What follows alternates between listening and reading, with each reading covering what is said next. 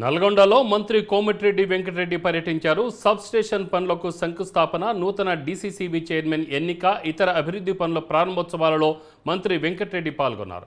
అనంతరం మంత్రి క్యాంప్ కార్యాలయంలో ప్రజా దర్బార్ నిర్వహించారు. తిరిగి సాయంత్రం మంత్రి వెంకటరెడ్డి హైదరాబాద్ చేరుకోనున్నారు.